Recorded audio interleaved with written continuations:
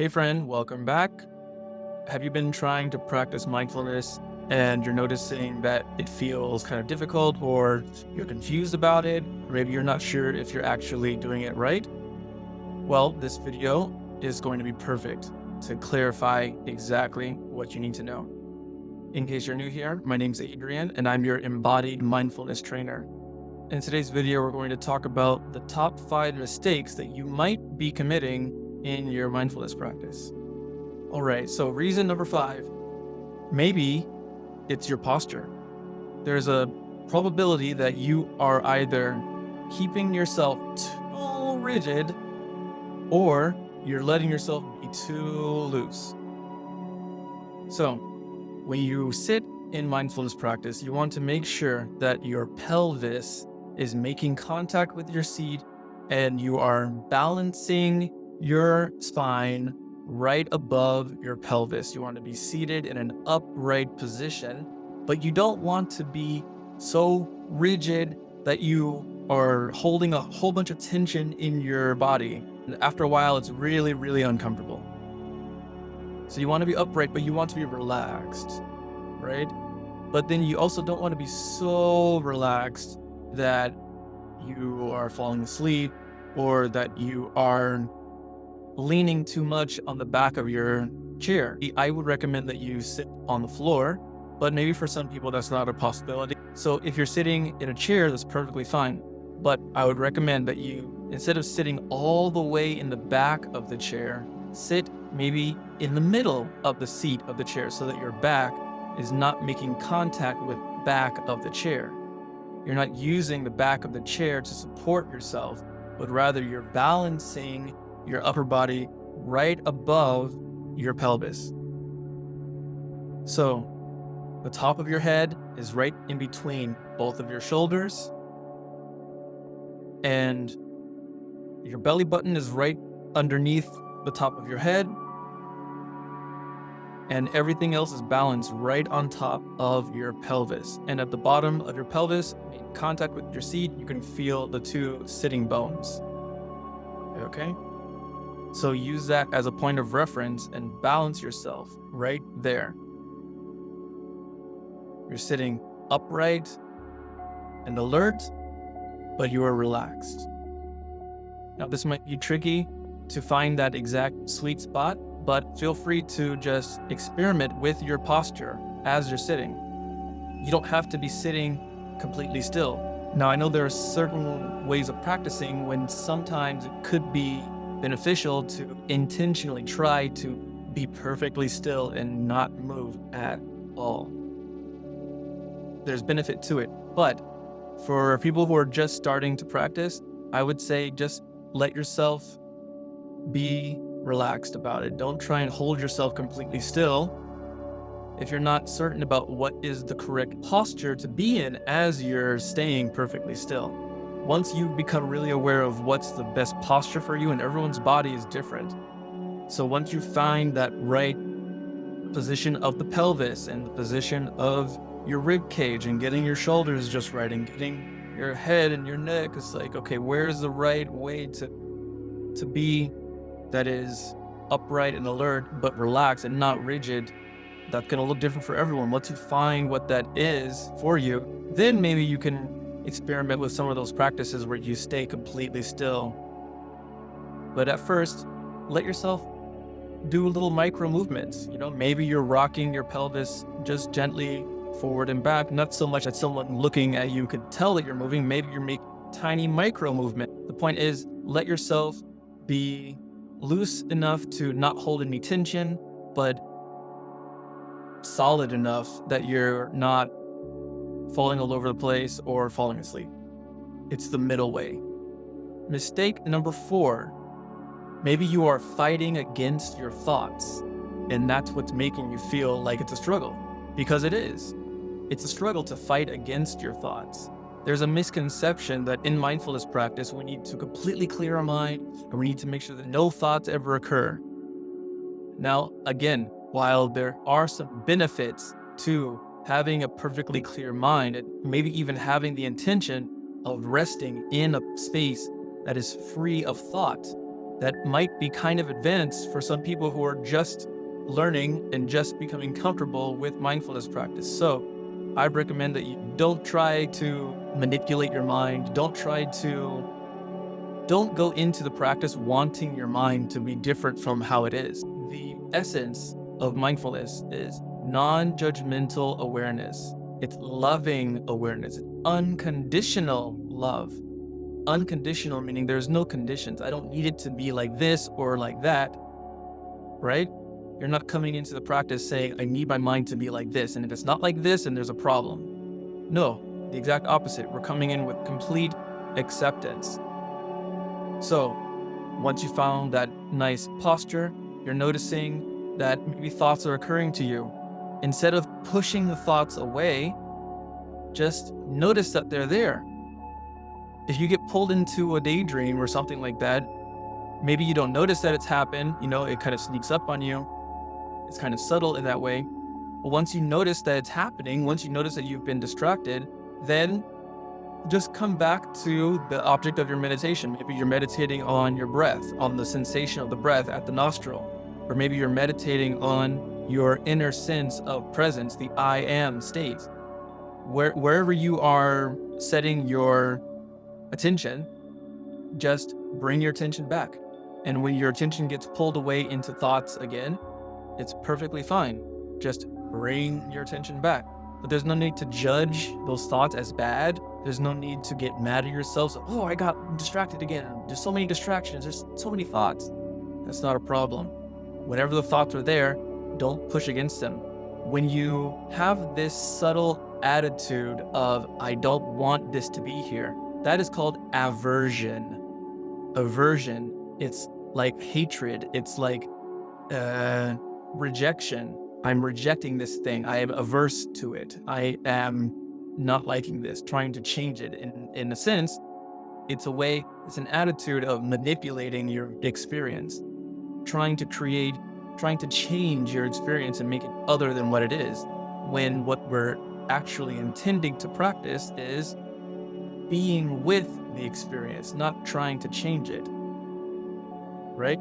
So because of this misconception about mindfulness being, I'm free of thoughts, it leads to so much struggle that's really unnecessary. So just come into your practice with the intention of becoming familiar with the contents of your mind.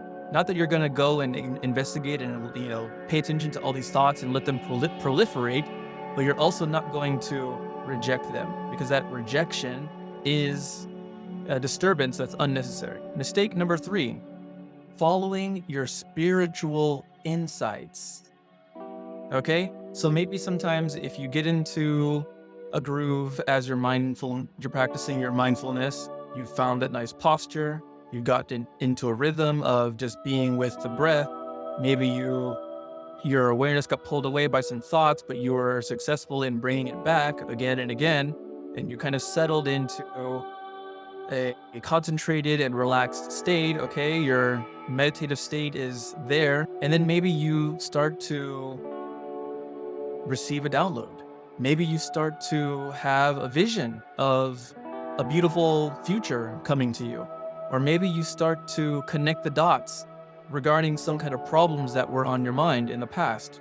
Maybe you start to all of a sudden really understand some really complex spiritual mysteries that you were contemplating before, but now it just seems to make sense. All of this can feel really pleasant, and it can be really enticing, and there can be a feeling of, wow, I really need to think more about this. I really need to dig deeper into this. I'm getting really close to figuring something out. I'm about to have an aha moment. I'm about to have some kind of revelation. I'm gonna have some self-realization and something amazing. Maybe this is how I get enlightened. Like, some kind of magical thing is gonna happen. Or maybe I'm receiving a download from my angels, or I'm getting some kind of a message from my ancestors. Now, all of that may be happening. I'm not trying to say that that's not happening. Only you can say whether that is happening or not. But my point is, when it comes to practicing mindfulness, when it comes to facilitating a peaceful relationship with your thoughts, facilitating a relationship neither of pushing away nor of clinging, then no matter what kind of thought it is, you notice that the thought is happening. You notice that this vision is happening, right? You notice that this kind of realization is happening, and you don't throw it away. Okay, this is the same thing that we were saying about the so-called unpleasant thoughts that maybe are distracting you sometimes. No matter what kind of thought it is, whether it's some kind of distracting thought that feels not so good, or if it's a really pleasant thought that feels like, oh, this is part of my practice. This is some kind of mystical understanding that's coming to me. Let it come to you. That's fine. But once you notice that mental activity is occurring, bring your awareness back to your breath. You're going to feel so enticed and seduced even to go deeper into the thought train of something that you're about to figure out, as if you're on the cusp of awakening or something. Who knows? The thoughts, sometimes it could be some kind of revelations happening for you, but often it's just another trick of the mind. Now, whether it's one or the other, it really doesn't matter. It's still mental activity. And mental activity is neither good nor bad. But in terms of mindfulness practice, whatever mental activity is happening, just notice that it's happening and come back to the center of your practice. Come back to your anchor. Come back to the breath. Come back to the subtle sense of your own presence. Come back to the space of formless awareness, and notice that anything that is appearing in front of you is not what you are. It's not good or bad, but it's simply appearing, and everything that appears will disappear. Whatever comes up must come down, as they say. Mistake number 2, not using a timer. This is one of the biggest tips that I recommend for everyone. If you sit for mindfulness practice and you don't set a timer and you say to yourself, okay, I'm just going to sit for a couple of minutes and then I'm just going to get up whenever I feel like it, actually, that's defeating the point of mindfulness practice. If you're practicing mindfulness to become more aware of your thoughts and your impulses, and you're trying to see clearly that you are not your thoughts, that you are not the impulse, so that you can have more of a choice in how you live your day-to-day life. If then you're going to your mindfulness practice and you're letting your thoughts and impulses be what determine when you get up from practice, then that's completely defeating the purpose. It's completely giving your power away to the thoughts and impulses that you're trying to observe.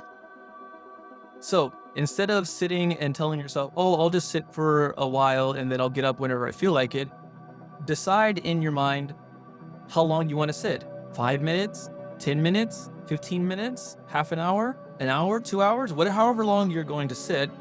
Use your phone, use a timer, use some kind of external structure to support you so that you don't have to think about, oh, how long have I been sitting? Or maybe I feel like I should get up now. Because these are just thoughts. These are just impulses. And we're not practicing so that we can continue to follow all of our thoughts and impulses. We're practicing so that we can become aware of our thoughts and impulses. So you set your timer for however long you sit, and then you sit, find your posture, you're with your breath, or you're finding your inner presence, you're relaxing as the silent witness, the formless awareness. And then the feeling comes up in your system that says, maybe we should be doing something else. Or I think maybe I want to go and finish those chores that are left. Or maybe we've been sitting long enough. Or who knows, whatever it is, whatever the thought or the impulse that comes up, and it wants to convince you that you need to get up right now. We're practicing so that we're not following the impulses, okay? We're practicing so that we can observe the impulses and then make a choice about which impulse to follow, not just following every single one. So once you have your timer set, you resolve to stay seated until the timer goes off. No matter what kind of impulse comes over you, no matter what kind of thought tries to convince you that there's something else that you should be doing right now, it's just a thought. It's just a feeling. It's just an impulse. You have resolved and decided to stay seated until the timer goes off. There needs to be some kind of discipline. I can hear it in my voice. There needs to be some kind of like rigidity and structure, right? Once you create that structure, then all of the flow of life can flow through. And you can stay as the observer, and you can experience the truth, which is that you are not anything that you observe. If you leave the choice down to the thoughts and impulses, then it's just too easy to identify with those thoughts and impulses and to forget that you are formless awareness. So use a timer. Mistake number 1, trying to be relaxed. If you spend your entire mindfulness practice session with the intention of creating a specific state of being, then you're inherently resisting the present moment. You're not observing the present moment. You're not accepting it, and you're not allowing it to be just as it is. You have an agenda, and you're enforcing that agenda.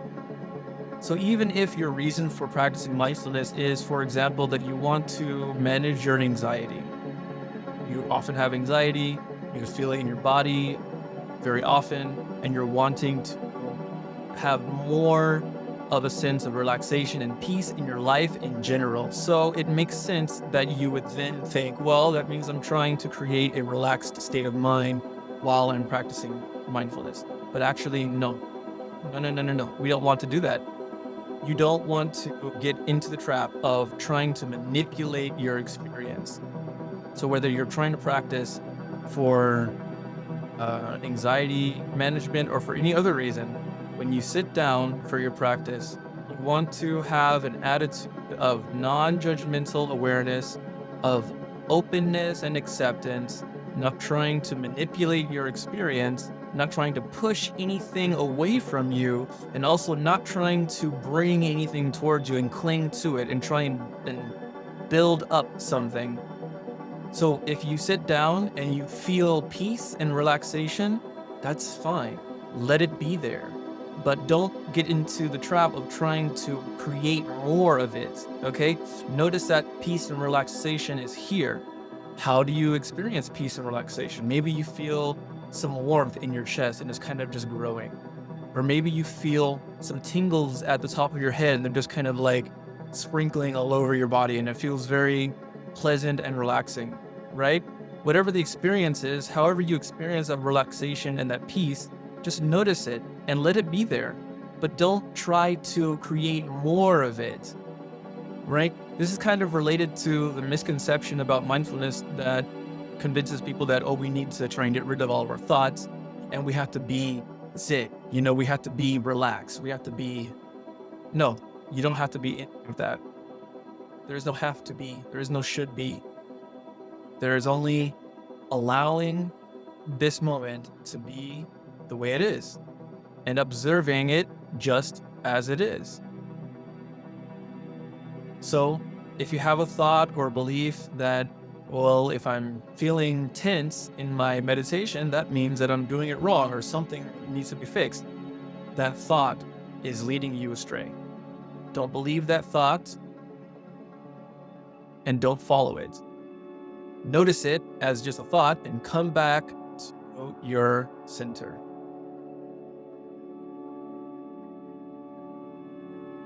If you're noticing that you don't feel relaxed when you sit down and you're noticing lots of anxiety coming up, maybe your heart is beating quickly, maybe you're feeling cold sweat or whatever, just notice your posture and maybe you want to change your posture. Maybe you want to move a little bit, okay? Bring some movement into it, okay? Let your body express itself. Don't hold yourself too rigidly. But don't do all of that with the intention of, oh, I'm trying to get relaxed. I just want to feel more relaxed. Let me just relax. No, you're at war with yourself when you do that. You're at war with the present moment when you do that. So paradoxically, instead of trying to create more relaxation, what you need to do is completely let go of control. Stop trying to create a state of mind and just notice what state is here. Whatever state of mind or state of body is present right now, it appears and it will disappear like everything else. We're not trying to make anything appear, and we're not trying to make anything disappear. We're just trying to allow everything to be as it is. This is touching on the Buddhist concept of the three poisons, which are aversion, clinging or addiction, and ignorance or identification with what is not the self. So maybe I'll go into more detail on that in another video. And actually, let me know in the comments if that concept is interesting to you. It might be useful. So I hope that was really helpful for you. If so, let me know in the comments. Be sure to like and subscribe and all of that. And if you'd like some more guidance, you can get my free mindfulness guide by clicking the link in the description below. All right. I will see you all next time. Peace be with you.